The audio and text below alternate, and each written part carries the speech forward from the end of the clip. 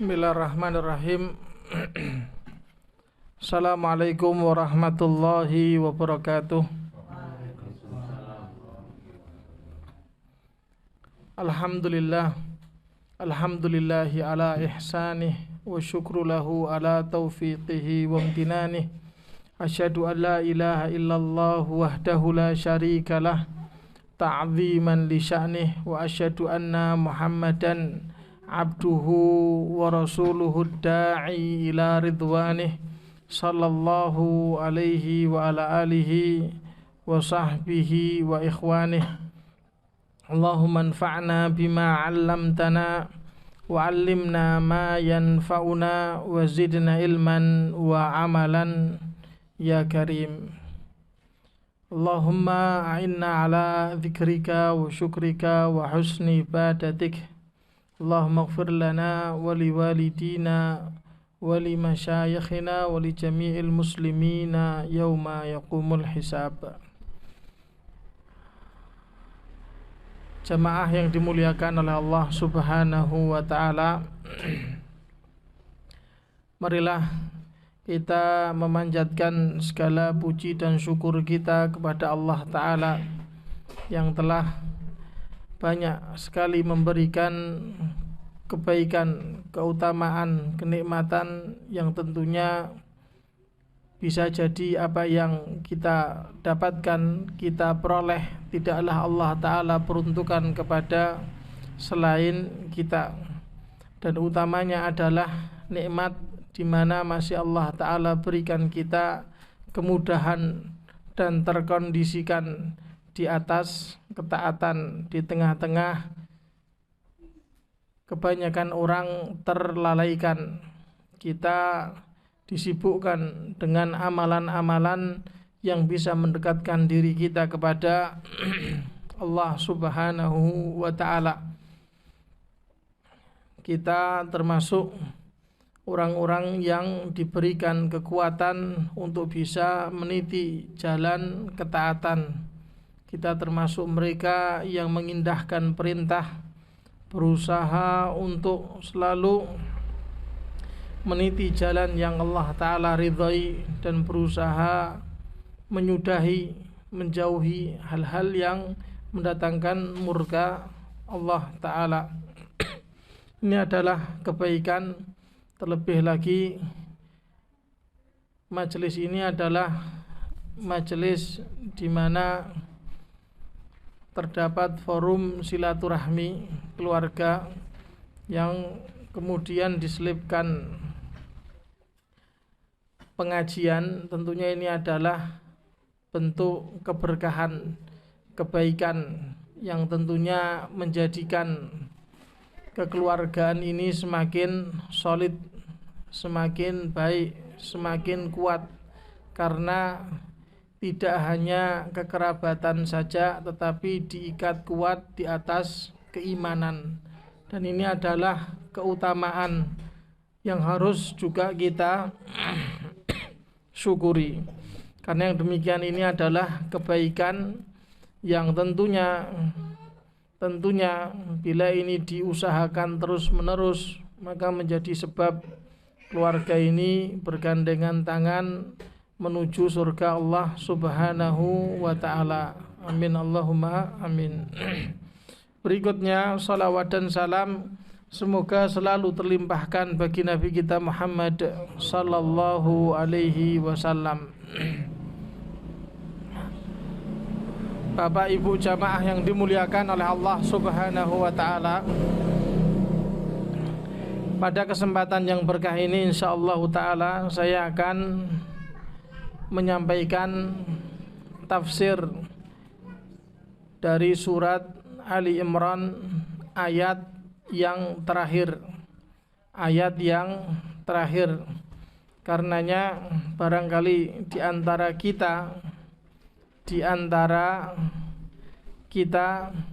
ada yang memegang mushaf atau di HP-nya ada ya Al-Qur'an Android, aplikasi Al-Qur'an, maka silahkan dibuka, silahkan menyimak supaya apa yang saya sampaikan, apa yang saya nantinya jelaskan bisa difahami dengan baik, tentunya dengan izin dan pertolongan Allah Subhanahu wa taala.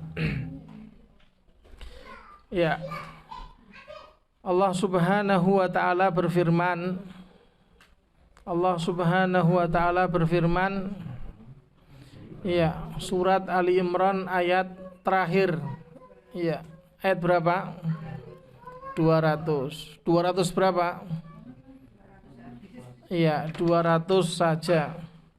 Iya. Ayat terakhir, ayat yang ke 200 dari surat Ali Imran. Surat Ali Imran adalah surat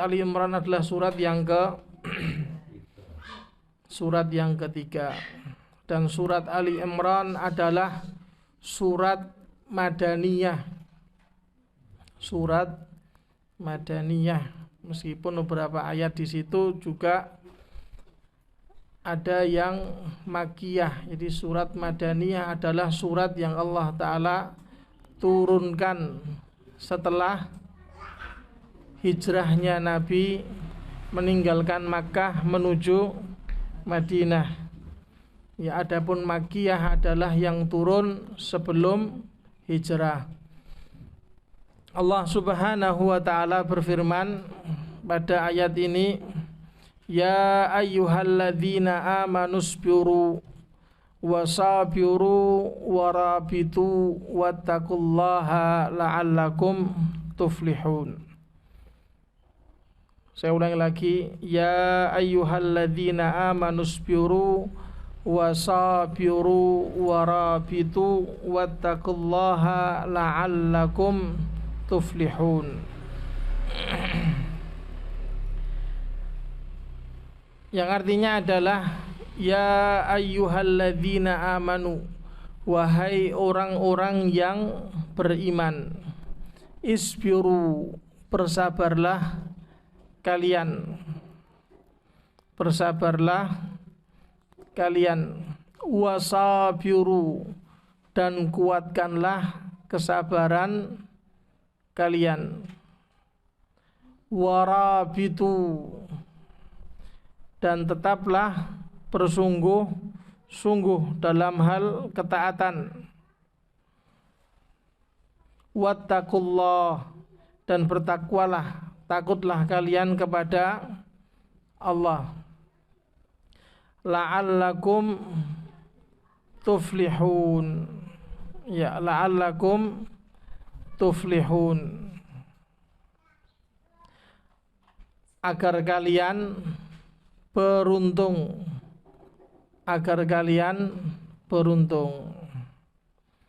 Ini jamaah yang dimuliakan oleh Allah Subhanahu wa taala. Ya.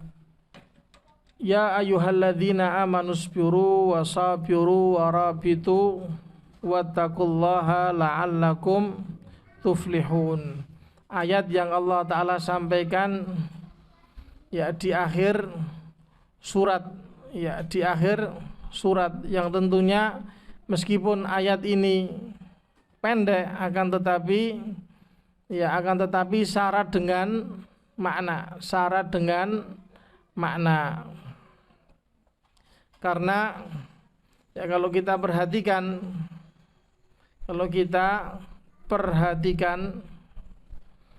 ya, ketika Allah Subhanahu wa taala menyeru, kalau kita dapati di dalam Al-Qur'an ada panggilan yang dikhususkan bagi orang-orang beriman, ya ayyuhalladzina amanu, wahai orang-orang yang beriman. Ya, tentunya ini ada maksud tersendiri yang disebut dengan Nidaur Rahman, panggilan dari Ar-Rahman, yaitu Allah Ta'ala, panggilan kasih sayang yang ditujukan kepada orang-orang beriman. Panggilan kasih sayang yang ditujukan kepada orang-orang beriman. Dan Allah Ta'ala banyak sekali ya Allah Ta'ala banyak sekali memanggil, menyeru orang-orang beriman di banyak ayat yang ditujukan kepada orang-orang beriman, tetapi tidak pada orang kafir. Seruan kepada orang kafir hanya ada satu tempat, yaitu tepatnya di surat At-Tahrim. Ya ayyuhalladzina kafaru la ta'tadzurul yaum. Wahai orang-orang kafir dipanggil di dalam surat At-Tahrim. Ya, tapi berbeda halnya dengan panggilan kepada orang-orang beriman, adalah panggilan penuh dengan kasih sayang. Makanya Abdullah bin Mas'ud radhiyallahu taala anhu berkata, "Idza sami'tallaha yaqul ya ayyuhalladzina amanu far'iha sam'ak fa innahu khairun ya'muru bih aw syarrun yunha anhu." Ya, au syarrun yanha anhu. Yang artinya adalah idza sami'ta, apabila engkau mendengar Allah Ta'ala yaqul, berfirman, ya ayyuhalladzina amanu, wahai orang-orang beriman, fa'ar'iha sam'ak, maka dengarkanlah baik-baik, maka perhatikan dengan seksama, dengarkanlah dengan baik. Fa innahu khairun ya'muru bih, karena di situ nantinya ada kebaikan yang Allah Ta'ala perintahkan, au syarrun yunha anhu, atau ada keburukan yang dilarang, Dan benar apa yang dikatakan beliau radhiyallahu ta'ala anhu. Ya, setelah Allah Ta'ala panggil orang-orang beriman, wahai orang-orang yang beriman, maka di sini Allah Ta'ala memerintahkan untuk bersabar. Untuk apa? Bersabar dengan firman-Nya, isbiru, bersabarlah kalian. Bersabarlah kalian.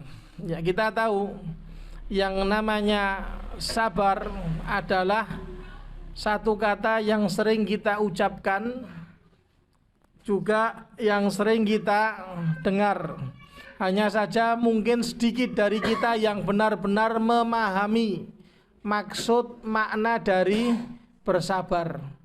Jadi dikatakan as-sabru, sabar, itu arti secara bahasa, etimologi bahasa adalah al-habsu, yaitu mengekang, menahan.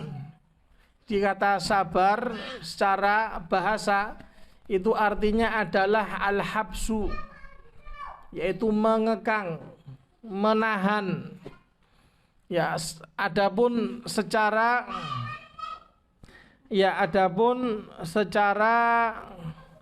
istilah, ya, secara istilah, maka yang namanya sabar memiliki pengertian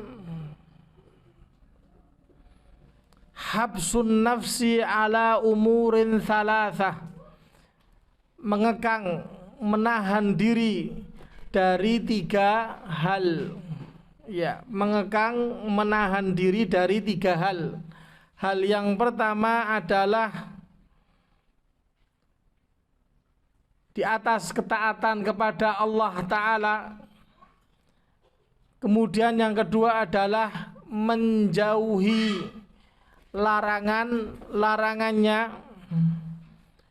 Dan yang ketiga adalah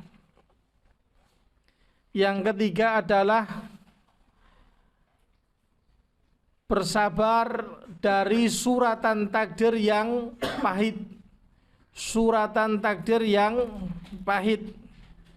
Ya, jadi maksud dari kata sabar adalah menahan diri dari 3 hal. Ya, menahan diri, menguatkan diri di atas ketaatan kepada Allah Subhanahu wa taala, ini sabar di atas ketaatan kepada Allah Subhanahu wa taala. Kemudian yang kedua adalah sabar menjauhi larangan Allah taala. Kemudian yang ketiga adalah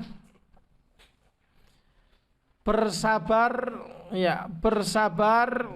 dalam menghadapi takdir Allah taala yang pahit. Ya, ini arti sabar. Ada juga yang menjelaskan secara istilah bahwasanya sabar adalah menahan lisan dari berkata yang buruk dan bertindak dengan tindakan yang menjadikan Allah Ta'ala murka. Ada yang mengatakan demikian. Ada yang menjelaskan bahwasanya sabar adalah menahan lisan dari berucap ucapan yang buruk dan dari perbuatan yang menimbulkan murka Allah Subhanahu wa Ta'ala. Dan sabar itu terbagi menjadi 3, sebagaimana yang tadi termuat dalam pengertian. Yang pertama adalah as-sabru 'alat ta'ah, sabar dalam menjalankan ketaatan. Karena yang namanya menjalankan ketaatan itu juga butuh kesabaran. Kemudian yang kedua adalah as-sabru 'anil ma'siyah, sabar dalam menjauhi dan meninggalkan maksiat. Kemudian yang ketiga adalah as-sabru 'ala aqdarillah, bersabar dalam menghadapi suratan takdir Allah. Jadi sabar terbagi menjadi 3. Jadi yang namanya kesabaran itu ada 3 bentuk. Ketika Allah Ta'ala mengatakan isbiru, bersabarlah kalian, maksudnya sabar di sini adalah sabar macam yang ketiga. Sabar macam yang ketiga, yaitu as-sabru 'ala aqdarillah, bersabar dalam menghadapi takdir Allah Ta'ala. Dan kita tahu yang namanya takdir Allah Ta'ala itu tidak, yang namanya suratan takdir Allah Ta'ala tidak berjalan mulus sesuai dengan harapan dan keinginan kita. Betul? Iya, yang namanya suratan takdir itu tidak berjalan mulus seperti kehendak dan keinginan kita. Dan yang namanya apa? Yang namanya sabar terhadap suratan takdir, ya, terhadap apa? Suratan takdir itu membutuhkan kekuatan iman yang baik. Karena yang namanya suratan takdir itu juga terbagi menjadi 2. Ya, yang pertama adalah al-mula'amah, yaitu artinya suratan takdir yang memang sesuai dengan kehendak kita, sesuai dengan keinginan kita, adalah hal-hal yang memang kita harapkan, hal-hal yang memang kita kehendaki, hal-hal yang memang kita inginkan. Betul enggak? Iya, contohnya semua orang pengen sehat, betul? Iya, semua orang juga pengen kenyang, semua orang juga pengen kecukupan, semua orang pengen kemudahan, semua orang ingin kelapangan, semua orang menginginkan memiliki keturunan, semua orang memiliki keinginan memiliki pasangan, betul? Ini semua juga bagian dari suratan takdir. Ketika seseorang Allah Ta'ala berikan pasangan, Allah Ta'ala berikan kemudahan, Allah Ta'ala jauhkan dari yang namanya kesulitan, Allah Ta'ala berikan kenyang, Allah Ta'ala berikan rezeki, Allah Ta'ala berikan apapun itu yang sifatnya memang dinanti, diinginkan dan memang diharapkan. Ya, tetapi ini bukan bagian dari pembahasan yang dimaksudkan dalam ayat. Yang dimaksudkan dalam ayat adalah suratan takdir yang kedua. Kalau tadi yang pertama adalah sesuai dengan keinginan diri, Yang kedua adalah ya al-mu'limah, sesuatu yang dihindari dan tidak diharapkan. Ya, dihindari dan tidak diharapkan. Ya, karena yang namanya setiap orang tidak menginginkan haus, tidak menginginkan lapar, tidak menginginkan kesulitan, tidak menginginkan kehimpitan, tidak menginginkan mandul, tidak menginginkan membujang, atau yang hal-hal yang memang seseorang itu berlari dan tidak mau untuk mendapatkannya, termasuk juga sakit. Ada orang mau sakit, ada enggak? Ada enggak? Dikasih uang, sakit jantung mau, pasang ring mau, atau dikasih uang untuk jatuh kecelakaan mau? Enggak ada yang mau. Tidak ada yang mau. Tidak ada yang mau. Artinya diri ini berlari menjauh dari hal-hal tersebut. Lah inilah yang menjadi pembahasan sabar. Menjadi pembahasan sabar. Jadi sabar yang berhubungan dengan suratan takdir Allah Ta'ala yang pahit, yang menyakitkan. Kenapa kok pahit? Kenapa kok menyakitkan? Karena diri ini tidak sudi untuk menerimanya. Karena diri ini berat untuk menerimanya. Ya. Maka ketika seseorang tertimpa musibah, tertimpa cobaan, maka diminta untuk bersabar yang hubungannya dengan suratan takdir. Diminta untuk bersabar. Iya. Entah cobaan musibah tersebut ya pada dirinya, ya dia sendiri yang sakit, atau mungkin cobaan musibah yang Allah Ta'ala turunkan pada keluarganya. Ya mungkin dia sehat tapi anaknya sakit. Mungkin dia sehat, anaknya sehat tapi pasangannya sakit. Atau mungkin dia sehat, pasangan hidupnya sehat, anaknya sehat tapi orang tuanya sakit. Atau mungkin semua sehat tapi saudaranya sakit. Artinya cobaan musibah, ya cobaan musibah yang Allah Ta'ala turunkan pada keluarganya. Ya, yang pertama pada dirinya, yang kedua pada keluarganya, atau mungkin ya dirinya enggak, keluarganya enggak, tapi musibah cobaan tadi Allah Ta'ala berikan di ya komunitasnya, warganya, masyarakatnya. Contohnya apa?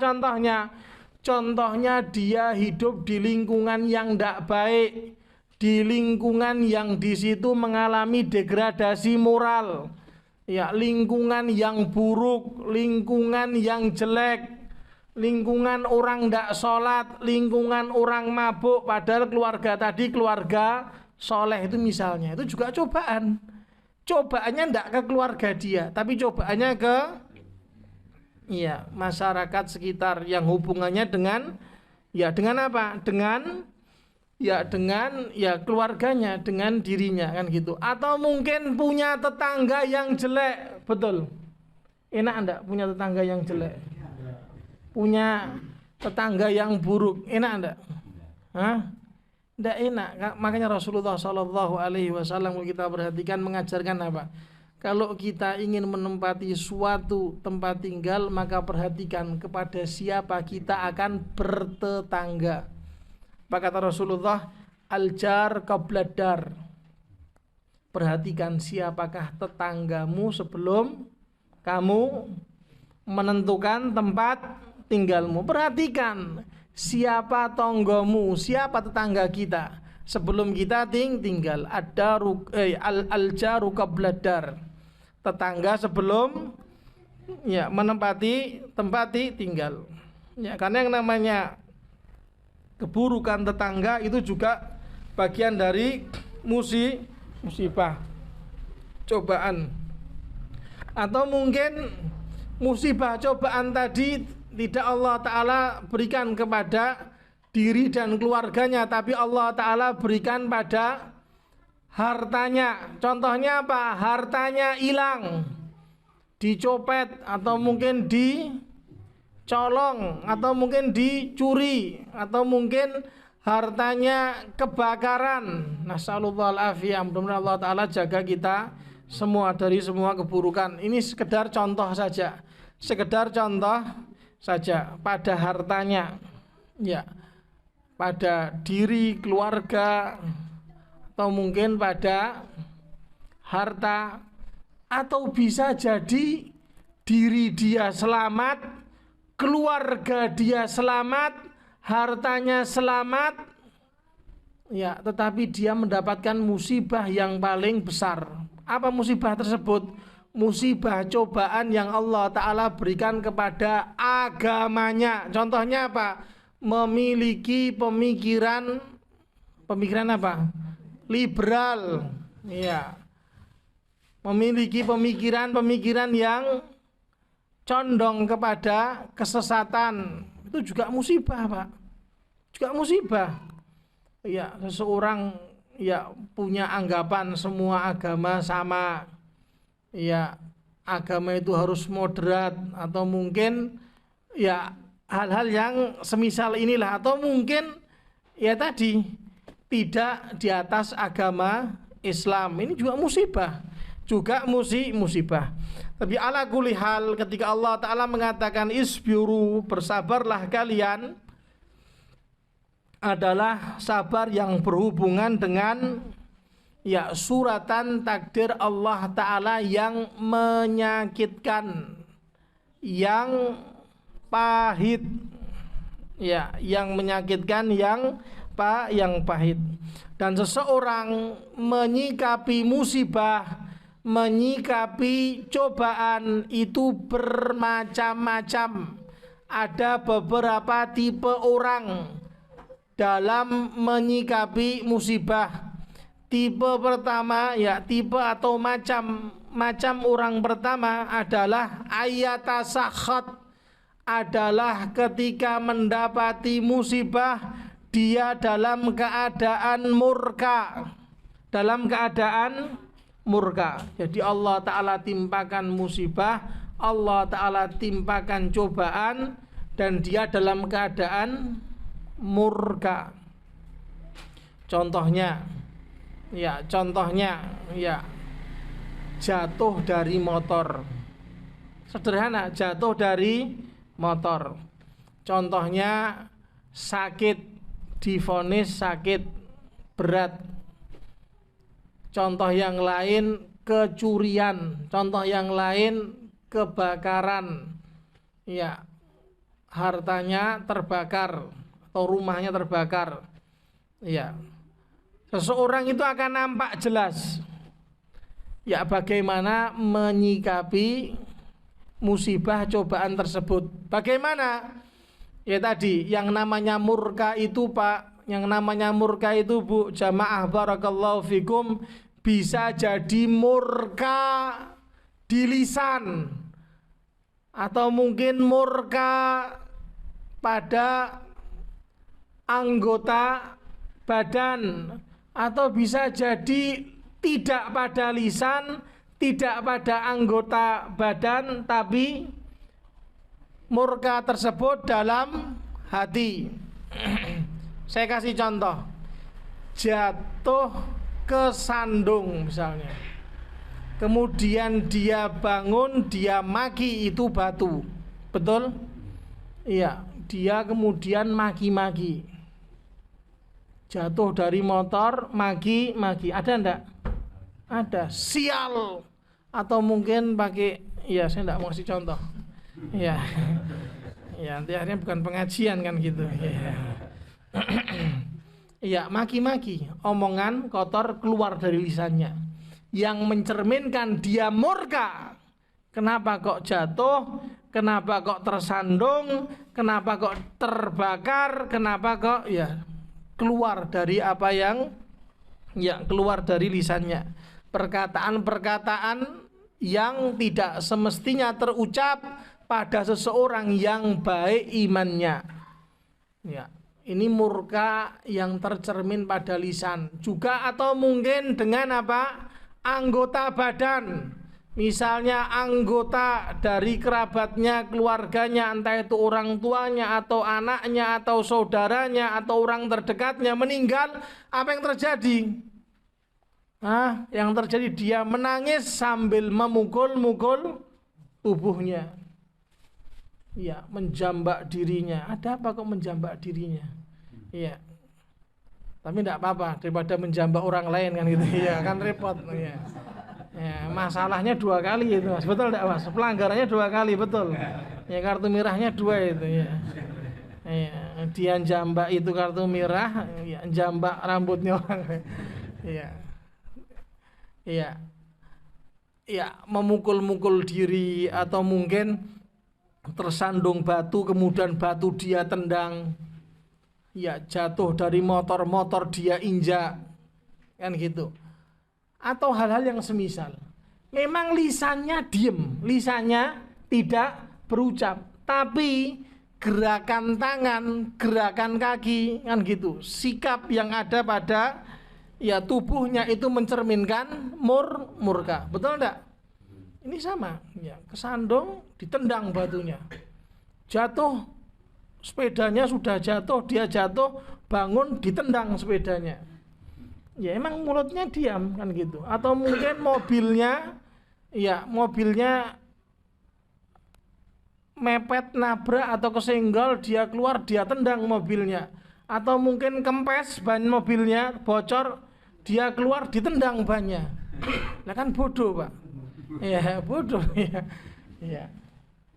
Nah, ini tindakan bodoh kan gitu. Ini terjadi enggak? Terjadi. Ya, atau bisa jadi lisan tadi diam kan gitu. Tidak ada tindakan perbuatan, tetapi hatinya tadi murka kepada Allah Ta'ala. Dan ini lebih bahaya. Murka kepada Allah Ta'ala dalam hati. Di dalam hatinya mendongkol. Tahu mendongkol, Pak? Begitu murka, mendongkol. Karena ada sebagian orang yang memang tidak mudah berucap, tidak mudah mengungkapkan. Ini tipe orang yang bahaya. Jadi kalau ada masalah, dia pendam, itu tidak bagus. Orang yang baik adalah orang yang bisa mengungkapkan kepada orang yang tepat, bukan kepada setiap orang dia sampaikan. Nah ini repot, kesana kesini sambat yang gitu, menyampaikan masalahnya giliran senang diem kan gitu, ngumpet. Nah ini ya, orang yang baik adalah bisa menyampaikan kepada orang yang tepat. Lah ada orang yang model demikian ini, ketika tertimpa musibah memang dia tidak berucap, dia tidak ya melakukan suatu tindakan yang sifatnya apa? Ya, mencerminkan kalau dia murka, tetapi hatinya mendongkol, tidak terima kepada Allah Ta'ala. Kenapa dirinya Allah timpakan musibah, coba-cobaan. Jadi diam, merenung, nampak dari wajah-wajahnya. Dan itu tidak bisa disembunyikan, Pak. Yang namanya seseorang itu memiliki beban berat pikiran dengan orang yang tidak ada pikiran, plong. Iya, kelihatan enggak? Kelihatan enggak? Loh, saya tanya kelihatan enggak? Pak, kelihatan enggak, Pak? Jenengan bingung loh. Ya, kelihatan enggak? Loh, jangan ikut-ikutan, Pak. Tersesat nanti. Iya. Orang yang banyak pikiran dengan orang yang tidak ada masalah, kelihatan enggak? Loh, saya tanya, kelihatan enggak, Pak? Betul. Ya, jenengan kayaknya ya ada. Enggak ada, insya Allah ya. Iya. Pikiran ya. Pikiran mungkin pikirannya ini kapan selesainya. Enggak ada bercanda. Ya, jadi pikiran ya kelihatan, karena orang Arab mengatakan apa? Fal ina ubima fihi yanzah. Tak ubahnya seperti teko. Tak ubahnya seperti teko. Teko itu isinya apa? Kalau isinya kopi, yang keluar adalah Kopi. Kalau isinya susu yang keluar, ya tidak mungkin. Di dalam isinya susu kemudian dituangkan yang keluar ke kopi, itu namanya sulapan. Ya. Atau mungkin dalamnya kopi ketika dituangkan yang keluar susu, itu tidak mungkin. Hal yang mustahil. Begitu halnya dengan apa? Sikap ya seseorang, ucapan lisan seseorang, kan gitu, dan apa? Raut wajah seseorang itu mencerminkan apa yang ada di dalam hatinya. Apa yang ada di dalam hatinya. Ini macam orang yang pertama, murka entah dengan hatinya, dengan lisannya, atau dengan ya tindakan anggota tubuhnya. Kemudian macam orang yang kedua adalah orang yang lebih baik dari macam yang pertama, orang yang jauh lebih baik. Bagaimana? Adalah bersabar atas musibah yang dia terima, yang dia dapatkan. Musibah ya ketika datang, ketika hadir, dia sikapi dengan bersabar. Artinya menahan diri, tidak berucap dengan ucapan yang Allah Ta'ala murkai, tidak juga bersikap dengan sikap yang Allah Ta'ala murkai. Jadi benar-benar dalam keadaan tenang mengkondisikan dirinya, tidak berucap, tidak berbuat sesuatu yang menjadikan Allah Ta'ala murka. Sabar, yang namanya sabar itu pahit. Yang namanya sabar itu pahit, ya. Dan yang namanya sabar itu sebagaimana yang Rasulullah sallallahu alaihi wasallam sampaikan, inda sadmatil ula.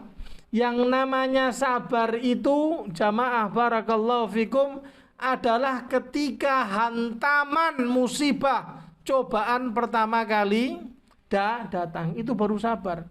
Bukan setelah seminggu ya sudah, kalau gitu saya bersabar. Ya ini bukan sabar, kasep sudah namanya. Ya sabar itu begitu mendengar berita kematian, ya sudah, inna lillahi wa inna ilaihi rajiun. Ya sabar, disikapi dengan tenang meskipun menangis. Menangis boleh enggak? Loh nangis kok. Laki boleh. Rasulullah nangis enggak? Mosok. Nah, nangis enggak? Nangis. Rasulullah juga nangis. Rasulullah juga nangis. Ya, Rasulullah ketika ditinggal wafat putranya terutama Ibrahim, kan gitu. Rasulullah sallallahu alaihi wasallam dalam keadaan berat hati dan menangisi. Iya. Dalam keadaan berat dan menangis. Jadi yang namanya menangis, yang namanya sedih itu tidak menafikan kesabaran. Apa menafikan itu? Tidak kemudian meniadakan kesabaran. Nangis silahkan nangis, lagi nangisnya wajar. Tapi kalau nangisnya tidak wajar, teriak-teriak, apalagi pakai speaker masjid misalnya, ya tidak ada ya. Pakai speaker atau pakai ini tidak wajar. Ya, jadi nangis yang wajar tidak apa-apa. Tapi kalau sampai teriak-teriak, mengangkat suara, jeritan histeris, ini juga salah satu bentuk murka kepada Allah Ta'ala. Apalagi kalau sudah ada ya masuk berita kan gitu, lebih lagi histeris, betul enggak? Ya. Biasanya demikian kan gitu. Apalagi diliput wawancara, diliput wartawan kan gitu. Dia ala kulli hal, ya yang namanya sabar adalah ketika hantaman pertama. Misalnya ya mendapat panggilan dari atasan, mendapatkan surat dibaca, ya bahwasanya surat tersebut adalah surat PHK. Ya sudah, tenang, berarti artinya Allah Ta'ala gantikan, dia paham. Ya sudah, berarti artinya tidak ada lagi kebaikan di tempat dia kerja. Makanya Allah Ta'ala meminta berhenti. Ya, ketika ada salah seorang kerabat diwafatkan, ya sudah, berarti itu adalah kebaikan daripada ya tetap hidup kemudian menimbulkan apa? problem, masalah atau mungkin sakit yang berkepanjangan, menyikapi dengan tenang, menyikapi dengan tenang. Ya, tidak berucap, tidak bersikap dengan apapun yang menimbulkan murka Allah Subhanahu wa ta'ala. Meskipun yang namanya sabar ini adalah berat. Kemudian yang ketiga adalah macam orang yang lebih baik lagi. Ya, tadi baik, ini yang lebih baik. Yang lebih baik adalah ya orang yang ketika mendapatkan musibah dalam keadaan ridha, dalam keadaan menerima. Ini berat lagi, berat.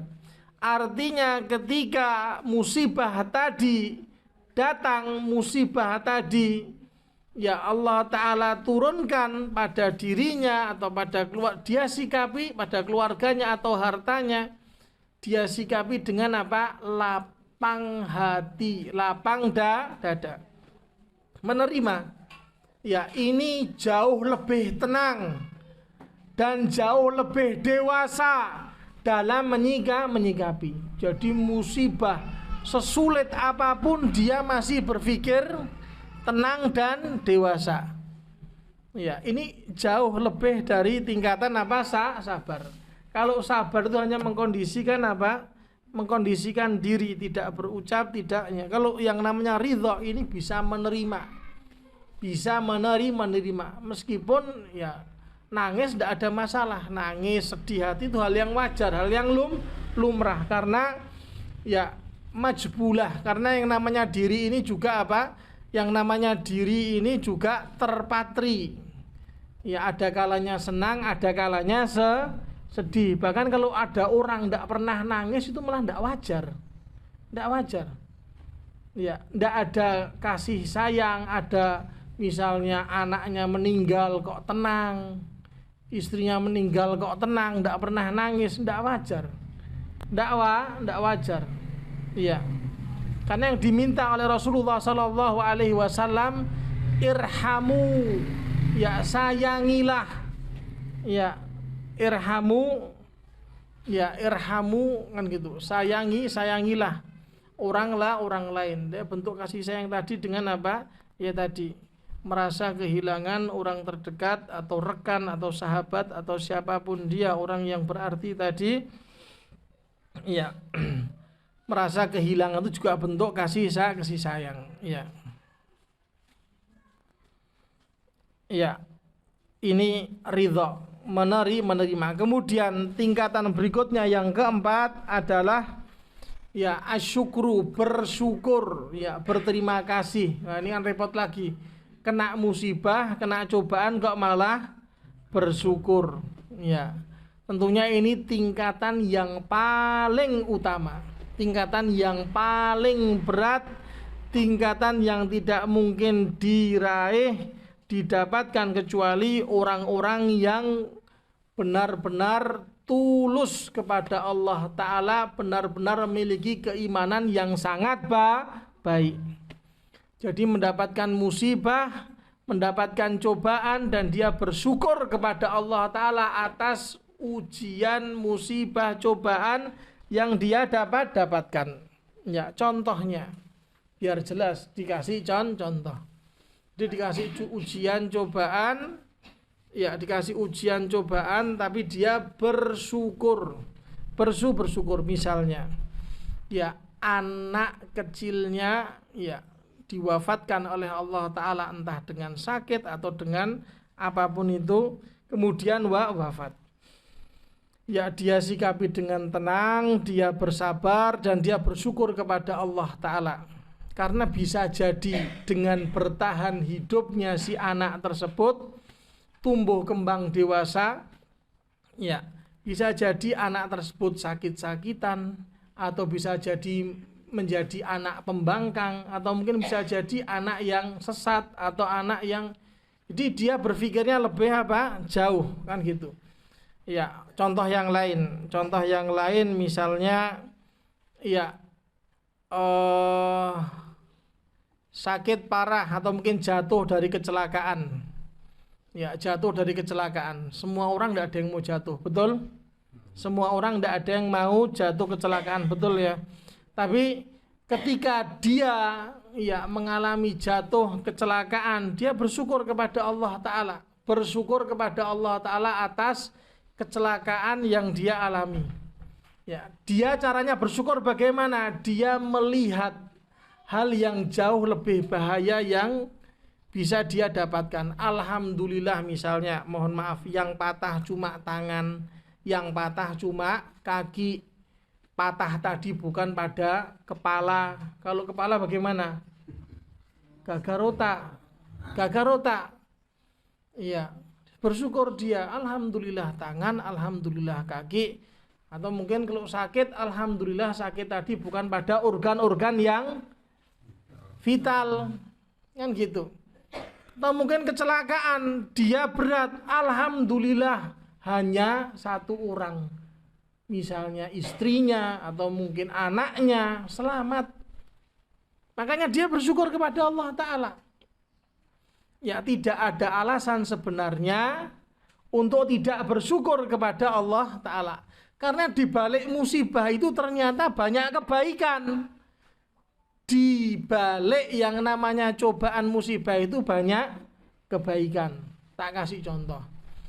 Orang jatuh kecelakaan naik motor. Dengan dia jatuh kecelakaan naik motor, ternyata di balik itu ya menjadi penghidupan bagi para dokter. Betul enggak? Betul enggak? Ahli bedah, ahli operasi semuanya, enggak ada orang jatuh, enggak ada orang ya, kopior. Iya. Dokter, suster, perawat stres semuanya. Iya. Enggak ada orang sakit, dokter bagaimana? Sakit. Ya. Dia sendiri yang sakit. Kenapa? Dia menanti orang sakit. Betul enggak, Pak? Iya. Ya, dokter gigi coba menanti orang sakit gigi. Semakin giginya sakit, semakin tidak ada giginya, senang dia. Kenapa? Disitulah penghidupan dia. Betul enggak? Ya, ini dilihat dari sudut medis. Jadi penghidupan para dokter. Ya, betul enggak? Perawat rumah sakit juga hidup. Kalau rumah sakit tidak ada orang kecelakaan, tidak ada orang sakit, rumah sakit tutup. Betul enggak? Ya, bangkrut rumah sakit. Kenapa? Tidak ada orang sakit, tidak ada pasien. Akhirnya apa yang terjadi? Para dokter, para perawat, ya pengangguran. Nah, tapi tidak mungkin gitu. Ya, jelas. Nah, itu di satu sisi. Sisi yang lain, motor jatuh, ringsek, rusak. Akhirnya jadi juga penghidupan buat apa? Pabrik onderdil. Iya, kalau motornya tidak pernah rusak, tidak pernah ini, bagaimana terus? Ya, juga orang-orang bengkel bisa makan, kan gitu. Itu dari sisi, ya. Sisi yang lain bagaimana? Sisi yang lain mungkin orang yang jenguk atau mengambil pelajaran. Oh, ternyata naik motor tidak boleh. Ya, naik motor harus berhati-hati. Boleh ngebut tapi pelan-pelan. Iya. Nah, jenengan ngantuk.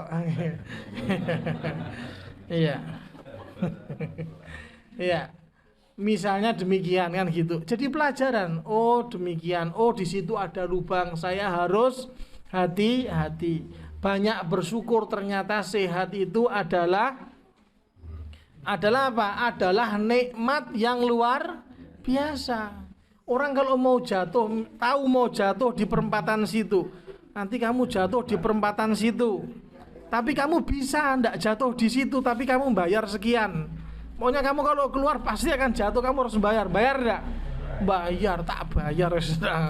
Biar saya ndak, ya biar dia ndak. Ya. Tapi kan ndak seperti itu. Ya, makanya apa? Makanya ya ketika dia baik agamanya, baik keimanannya, kuat keimanannya, bersikap tenang, kan gitu, tulus kepada Allah Ta'ala, maka dia bisa apa? Menikmati setiap cobaan, ujian yang menimpanya. Makanya apa? Rasulullah Shallallahu Alaihi Wasallam dalam keadaan kondisi apapun pasti mengucapkan alhamdulillahi ala kulli hal. Ya, alhamdulillahi ala kulli hal. Segala puji bagi Allah Ta'ala di setiap kondisi keadaan. Ini diucapkan kalau dalam keadaan himpit, dalam keadaan sulit, dalam keadaan sedih, dalam keadaan yang tidak menginakkan. Tapi kalau dalam keadaan lapang, longgar, tidak kesulitan, senang, maka jawabnya alhamdulillahilladzi bi ni'matihi tatimmus sholihat.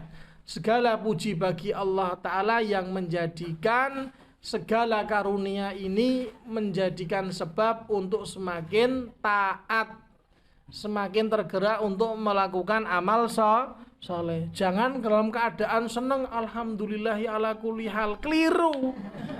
Nanti akhirnya seret rezekimu. Wah iya, salah mengucapkan doa konsekuensinya berat Pak. Iya, jangan macam-macam kan gitu. Dalam gimana kabarnya? Alhamdulillahi ala kulli hal. Wah besoknya opnam ya kamu. Ya harusnya ya. Kalau ndak mudeng mah jangan kemaki. Alhamdulillah saja. Ya. Kalau ndak mudeng ndak usah kemaki. Alhamdulillah saja. Ya, oh ya alhamdulillah pokoknya itu kan gitu ya. Alhamdulillah. Jadi demikian.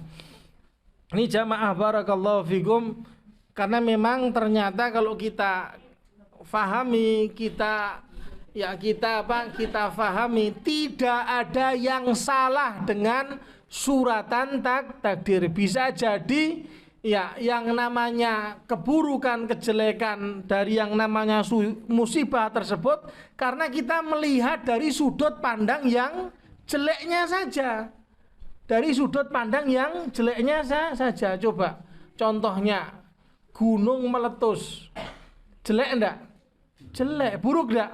Buruk. Dengan gunung meletus terjadi gempa, betul enggak?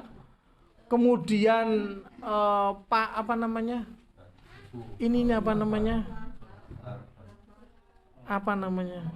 semburannya kemana-mana, betul enggak? Tapi ternyata itu semua menjadi keberkahan. Ya, rumah-rumah hancur, banyak korban. Di situ terjadi keberkahan yang sangat banyak.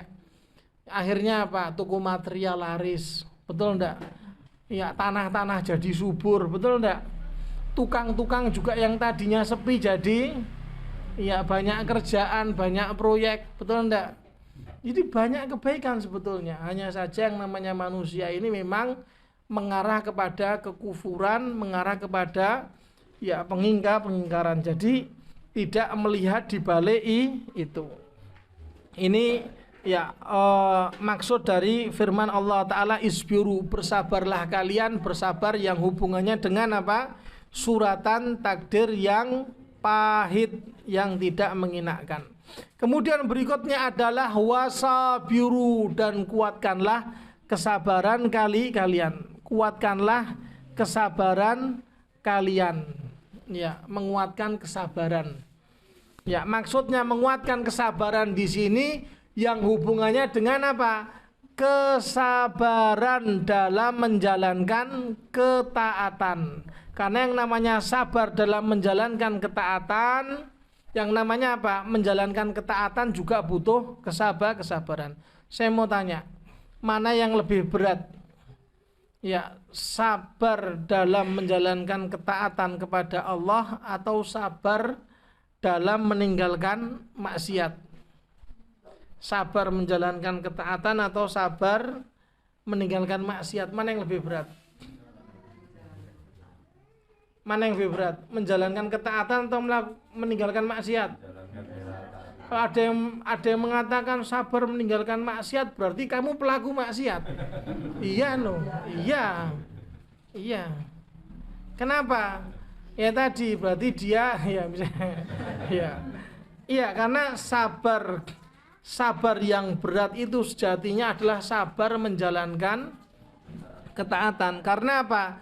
Sebagaimana yang Rasulullah SAW katakan, al jannatu khuffat bil makarih. Yang namanya surga itu diliputi dengan sesuatu yang tidak disukai. Ya, kita lihat saja masjidnya banyak tapi jamaahnya sedikit. Jamaahnya sedikit. Sekarang jauh sedikit dari masjid. Alasan, saya jauh dari masjid, saya tak sholat di rumah. Karena emang yang namanya melakukan ketaatan itu juga butuh usaha. Sholat misalnya apa? Dengar azan, tidak segera ke masjid, nunggu iqamah. Betul enggak? Lah kok jawabnya banter berarti ya pelaku. Ya. Iya. Jadi dengar seruan azan tidak segera ke masjid.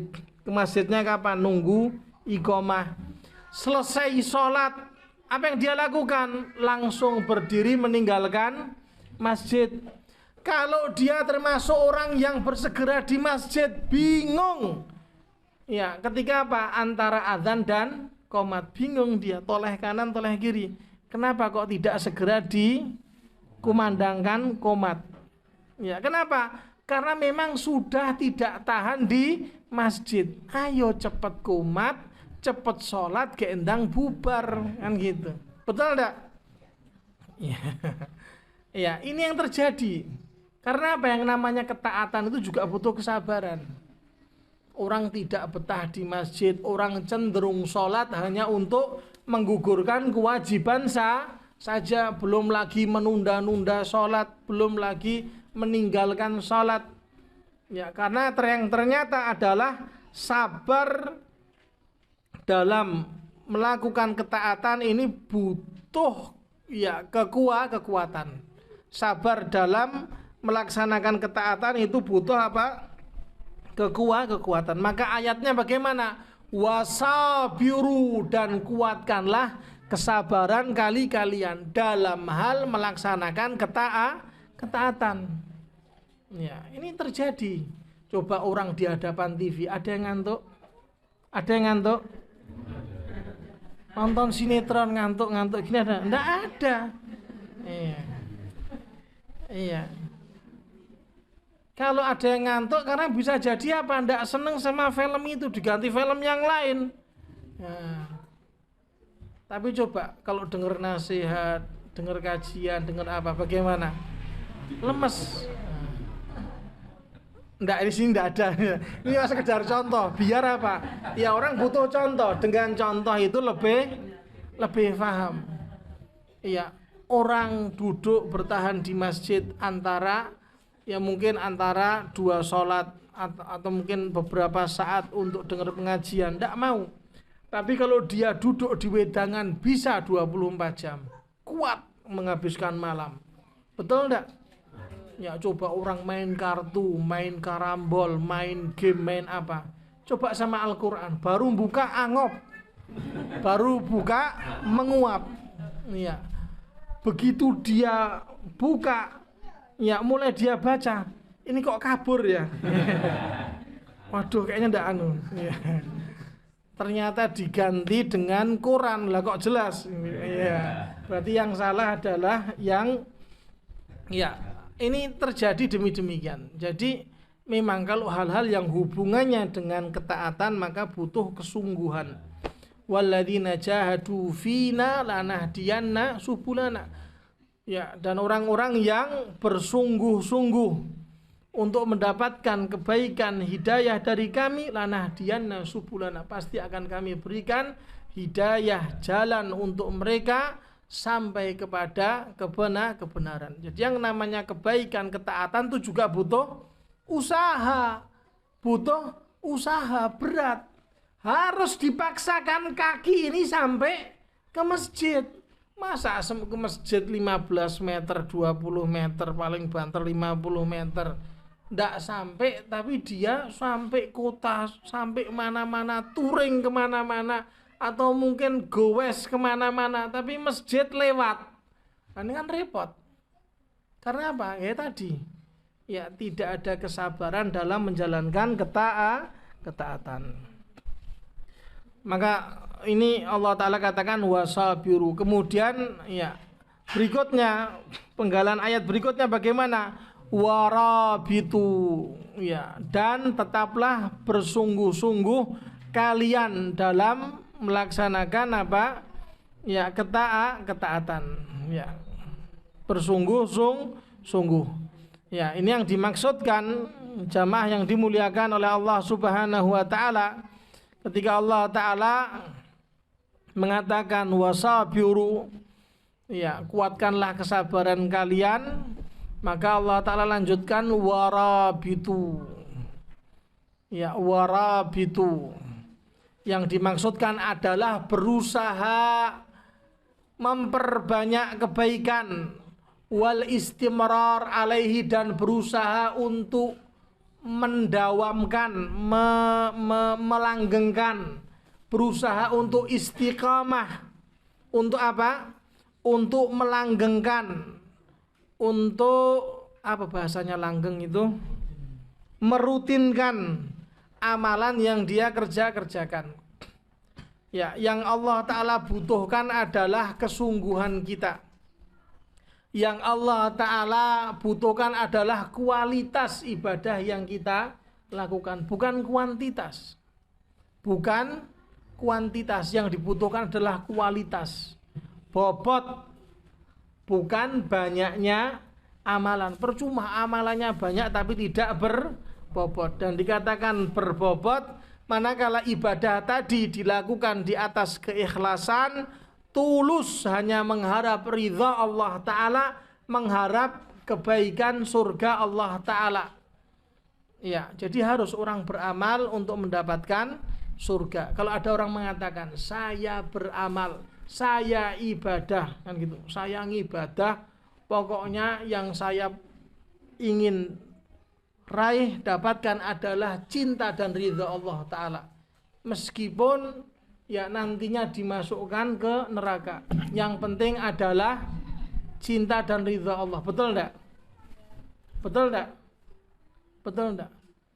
Misalnya ada orang mengatakan enggak peduli, ya, yang penting saya ibadah mendapatkan cinta dan ridha Allah. Ya, meskipun nantinya dimasukkan ke neraka, yang penting kalau Allah Ta'ala ridha, yang penting kalau Allah Ta'ala cinta, maka tidak apa-apa. Karena tujuan dan cita-cita dia adalah apa? Surga. Cita-cita dan tujuan dia adalah ridha dan cinta Allah, meskipun nantinya dimasukkan ke neraka. Betul atau salah? Kenapa salah? Cinta sama ridha Allah kok. Salah atau betul? Saya ada orang mengatakan, pokoknya saya ibadah cinta dan ridha Allah Ta'ala. Adapun nantinya kalau Allah Ta'ala masukkan ke neraka, kalau Allah Ta'ala cinta, kalau Allah Ta'ala ridha, maka saya ya menerima. Betul apa salah? Salah. Karena ini banyak kita dengarkan demikian. Yang menjadi ambisi, yang menjadi keinginan kita adalah cinta dan ridha Allah Ta'ala, meskipun nantinya harus masuk neraka. Karena yang paling utama adalah cinta dan ridha Allah. Betul apa salah? Cinta dan ridha Allah salah? Iya. Kalau dia mengatakan meskipun masuk neraka, amin, kita katakan amin gitu ya. Ya, kapokan gitu. Ya. Salah. Enggak boleh. Ini rancu, pikiran yang rancu, sesat. Enggak boleh. Enggak boleh. Sama halnya dia apa? Dia berprasangka buruk kepada Allah. Yang namanya ridha, yang namanya cinta Allah Ta'ala itu mengharuskan surga. Dan seseorang itu beramal harus mengharapkan surga. Ketika dia tidak mengharapkan surga, berarti dia adalah orang yang sombong, tidak membutuhkan Allah Ta'ala. Ini bahaya. Tidak boleh. Saya jalan kaki ke masjid lelah, surga ya Allah, kasih saya pahala sebanyak-banyaknya. Saya punya orang tua sepuh, saya punya saudara, atau saya punya yang enggak, saya openi surga ya Allah, pahala yang besar. Harus demikian. Itu menunjukkan ketergantungan kita, kebutuhan kita kepada Allah Subhanahu wa ta'ala. Ini tidak boleh. Kemudian dia mengatakan saya tidak peduli surga atau neraka, yang penting ini ngawur. Ngawur lah, itu kamu ngaji di mana itu? Nah, repot. Tidak boleh, salah, keliru. Itu berprasangka buruk kepada Allah. Makanya ketika Allah Ta'ala katakan warabitu, artinya yang Allah Ta'ala inginkan adalah memperbanyak kebaikan dan berusaha untuk merutinkan, melanggengkan. Ini yang penting. Jadi beribadah itu kalau memang tidak bisa banyak, pastikan ibadah yang kita lakukan sedikit tapi continue. Ya, inna ahabbal a'mali indallahi adwamuha wa in qalla. Kata Rasulullah sallallahu alaihi wasallam, amalan yang paling Allah Ta'ala cintai adalah amalan yang dia kerjakan continue, rutin, meskipun sedikit. Lebih baik sehari satu ayat langgeng, continue. Hari ini baca satu ayat, besok satu ayat, besok satu ayat, syukur-syukur satu kebet kan gitu, satu lembar, satu halap, satu muka kan itu, satu besok satu muka terus, atau mungkin satu lembar atau mungkin satu misalnya gitu. Sedikit daripada apa, hari ini baca 3 lembar, besok 2 lembar, besoknya libur berapa hari ya, ketemu lagi Ramadan, hatam, habis Ramadan hilang kan gitu, ketemu Ramadan. Tapi tidak mungkin Pak, Ramadan bisa menghatamkan Al-Quran tidak akan pernah mungkin, kecuali orang yang subhanallah, orang yang sudah merutinkan. Jadi mustahil orang bisa menghatamkan di bulan Ramadan kalau dia bukanlah orang yang merutinkan membaca Al-Quran di hari-hari sebelumnya. Itu mustahil. Iya. Mungkin dia bisa menghatamkan semaan, ya itu lain lagi kan ya. Ya lain lagi kan gitu. Yang jelas demikian. Ya, setiap hari dia misalnya rutin hanya 2 rakaat saja sebelum sholat subuh, rakaata ya qablal fajri khairum minad dunya wa ma fiha. Ya, misalnya dia tidak bisa 12 rakaat, dia cuma 2 rakaat sebelum subuh. Sebelum sholat wajib subuh 2 rakaat. Dia lakukan, tapi rutin. Itu lebih baik ketimbang hari ini 12 rakaat, besok 4 rakaat sebelum zuhur misalnya.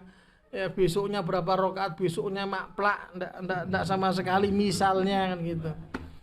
Ini tidak baik. Yang baik adalah adwamuha, yang continue, wa in qalla, meskipun sedikit. Begitu pula halnya dengan sedekah. Sedekah kalau kita rutin, ya sedekahnya mungkin ya sedekah tidak banyak lah, daripada sesekali 100.000, sesekali 500.000. Sama setiap hari misalnya 1.000 atau 2.000 atau mungkin 5.000 atau mungkin setiap hari 1.000.000 misalnya. Ya bisa jadi loh, bisa jadi ya. Misalnya kan gitu. Ya, kalau langgeng itu adalah kebaikan. Ya, jadi yang diminta warab itu adalah apa? Ya, memperbanyak kebaikan dan berusaha untuk continue, continue. Ya, kemudian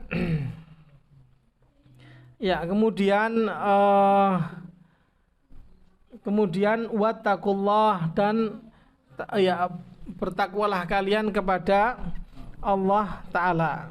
Ya, dan dikatakan takwa adalah takut. Artinya adalah ittikhadhu ma yaqi min iqabillah. Ketika seseorang ini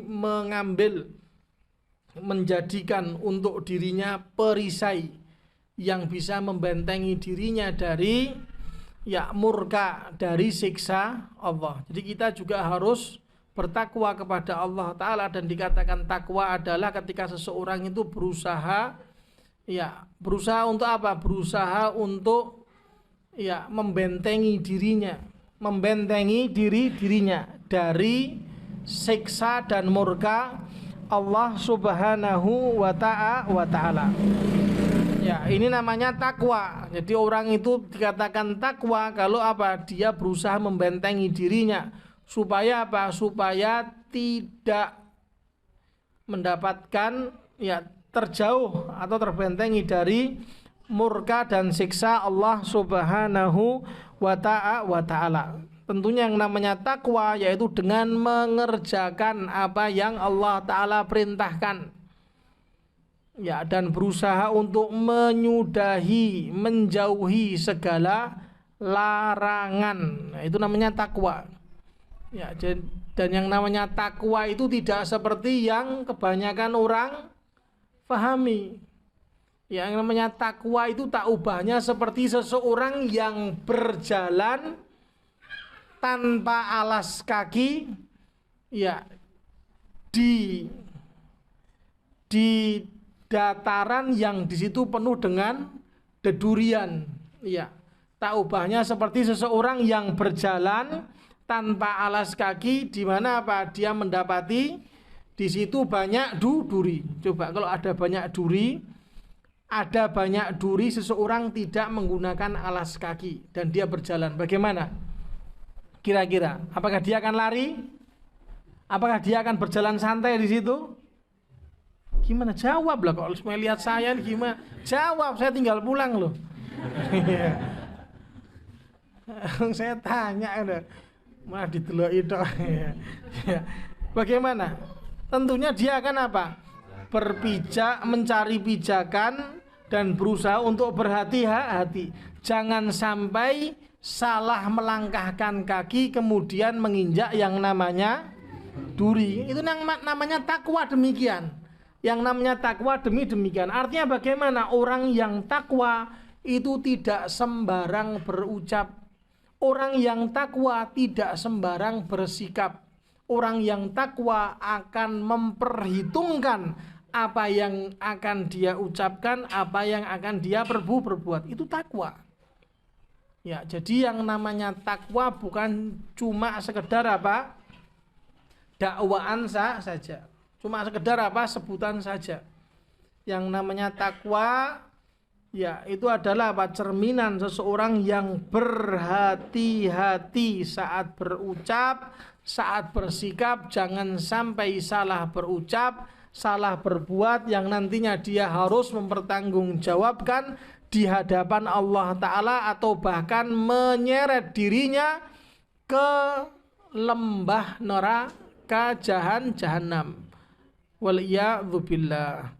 Ya, makanya apa? Kalau sudah yang demikian ini diindahkan, ya tadi bersabar yang hubungannya dengan suratan takdir, menguatkan kesabaran di atas ketaatan, juga berusaha untuk merutinkan kesungguhan dalam berbuat kebaikan, dan seseorang bertakwa, dan dikatakan bertakwa adalah berusaha untuk menyudahi, meninggalkan hal-hal yang sifatnya mendatangkan murka Allah Subhanahu wa ta'ala. Kalau ini semua, ya, dia bisa lakukan, maka dia termasuk dalam firman Allah Ta'ala, la'allakum tuflihun, agar kalian benar dalam keadaan beruntung.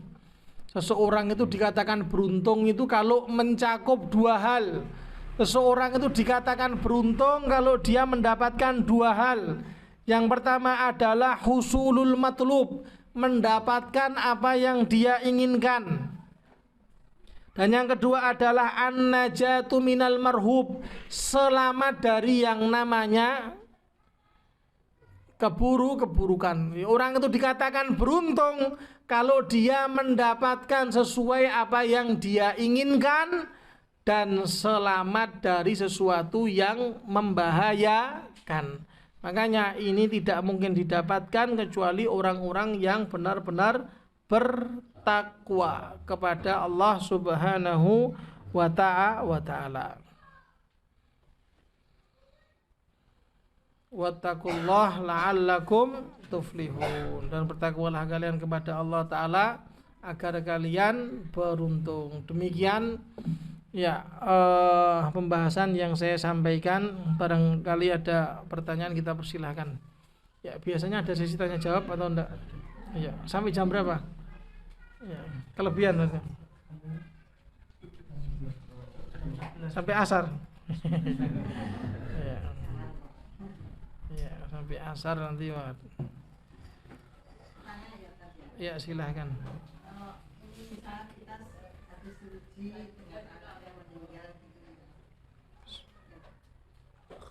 Masih lama gitu kok masih suka kalau teringat kejadian-kejadian kok masih kepingin nangis, masih gitu-gitu, termasuk yang nggak sabar itu.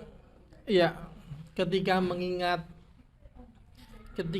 mengingat ya salah satu dari orang terdekatnya yang sudah Allah Ta'ala wafatkan, ya kemudian menangisi, itu hal yang wajar, hal yang lumrah, tidak apa-apa, tidak mengapa, selagi apa, tidak keluar dari koridor yang sifatnya apa, syar'i. Selagi nangis, ya nangis, tangisan tadi adalah tangisan kasih sayang, tidak ada masalah. Tangisan kasih sayang, gimana? Atau mungkin ya kangen, atau tidak ada masalah, tidak mengapa. Itu hal yang lumrah, hal yang baik. Irhamu man fil ardi yarhamkum man fis sama. Itu juga termasuk bagian dari hadis Rasulullah sallallahu alaihi wasallam, sayangilah yang ada di atas muka bumi ini, ya utamanya adalah kerabat. Ya, kerabat, orang-orang terdekat kita. Yarhamkum man fis sama. Kamu akan mendapatkan kasih sayang dari siapa? Dari ya zat yang ada di atas langit, yaitu Allah Ta'ala. Jadi tidak ada masalah, tidak mengapa. Ya. Bahkan Nabi Muhammad sallallahu alaihi wasallam pun tidak bisa melupakan dan masih merasakan sedih. Ya, merasakan kehilangan kehadiran siapa? Khadijah radhiyallahu taala anha, istri pertamanya. Itu merasa kehilangan, Rasulullah sedih. Ya, benar-benar ya terpukul, wajar, tidak ada masalah, yang namanya manusia tidak ada masalah. Bahkan suatu hari Rasulullah sallallahu alaihi wasallam ketika mendapati salah seorang wanita yang sudah tua renta berjalan, ya, dan ketika itu Rasulullah bersama Aisyah berpapasan dengan wanita tua tersebut, ya sudah renta, tua, berpapasan. Rasulullah Shallallahu Alaihi Wasallam kemudian menghampirinya, menanyakan kabarnya. Bahkan Rasulullah Shallallahu Alaihi Wasallam meminta Aisyah turun, mengambil tunggangannya. Bagaimana?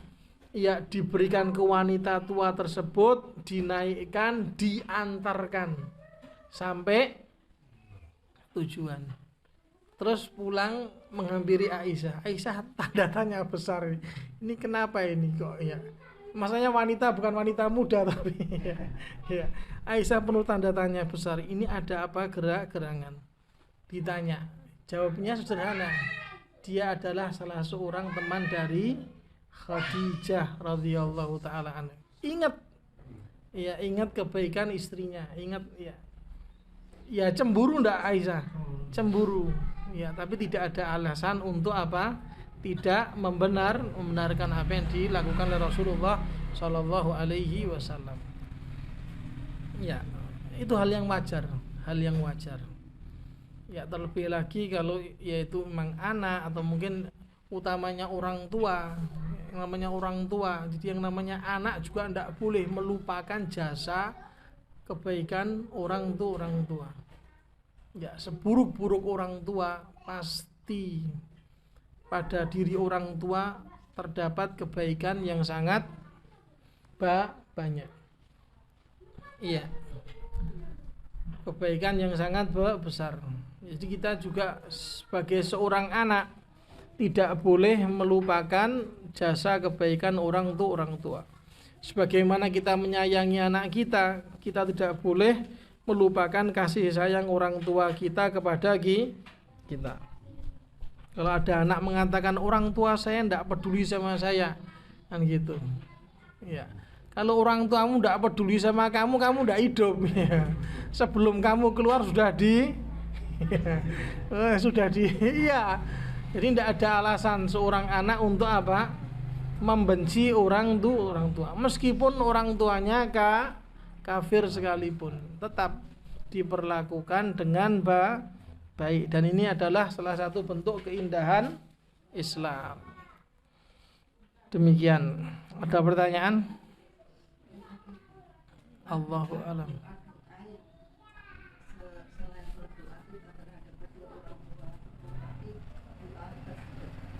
Kepada siapa? Anak. Ya didoakan, doa dengan bahasa kita.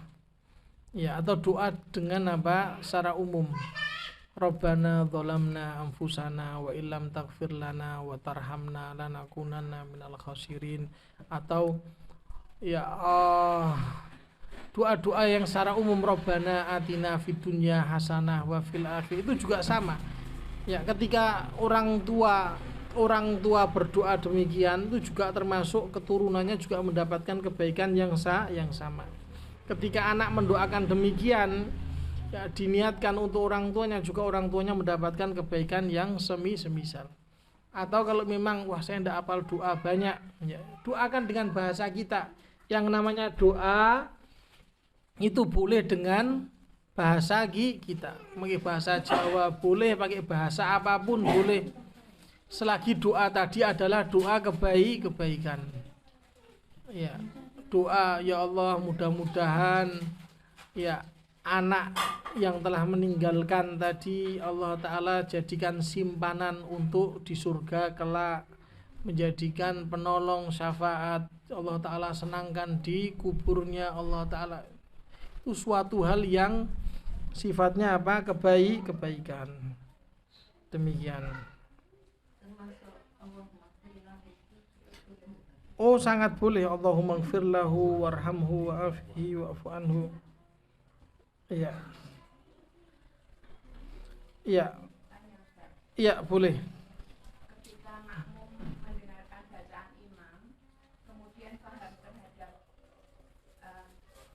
ayatnya, atau misal Iya. membaca masalah apa? Ayat yang hubungan dengan neraka atau ayat yang benar. Iya. Secara otomatis masih dalam posisi sholat itu, tiba-tiba terbersit ya Allah seharusnya menuju surga itu, kan otomatis ya Allah masukkan saya ke dalam itu. Iya. Itu masih dalam posisi salat.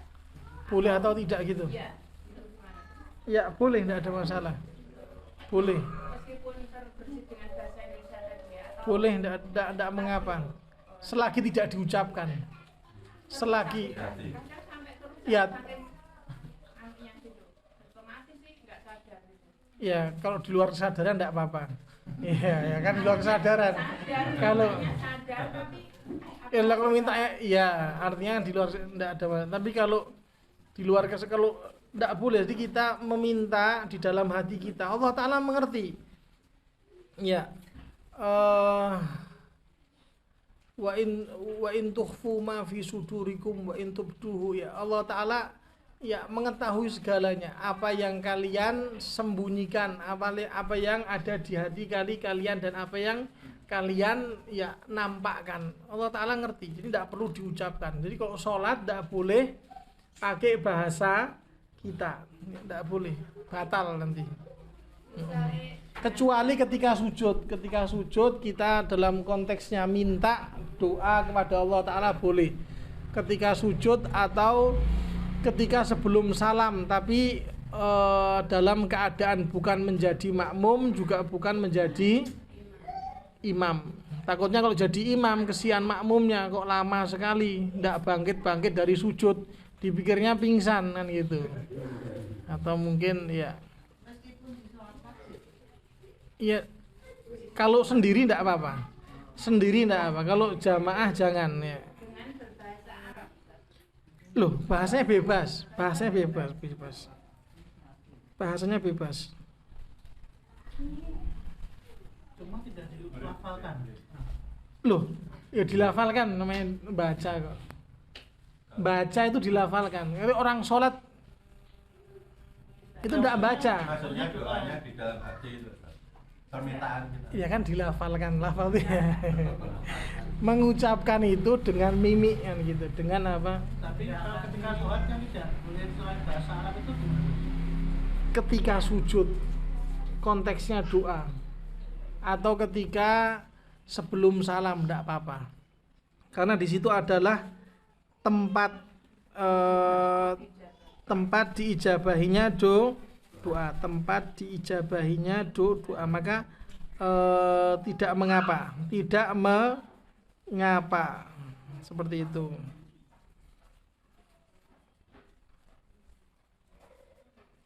Iya.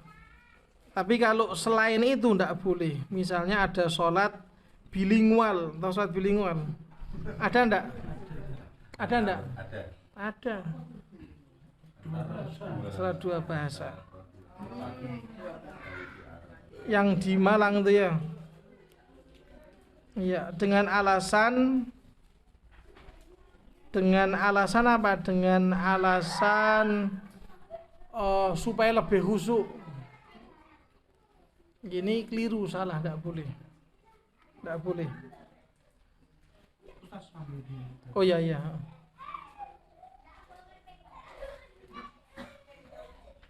Kalau selagi ya di saat sujud tidak ada masalah. Karena hadisnya kan aqrabu ma yakunu bainal abdi wa rabbih hina yasjud kan gitu. Kondisi keadaan seorang hamba itu dekat dengan Rabb-nya adalah ketika dia sujud. Ya fa'akthiru minad du'a. Maka Rasulullah mengatakan apa? Perbanyaklah doa. Tapi jangan ketika jadi imam. Kalau jadi imam itu memberatkan makmum. Juga jangan ketika jadi makmum. Kenapa? Kalau jadi makmum nanti imamnya bangun dari sujud ke gerakan berikutnya dia masih sujud terus doa. Ini keliru. Salah. Tidak baik. Bahkan kalau menyengaja bisa membatalkan sholat.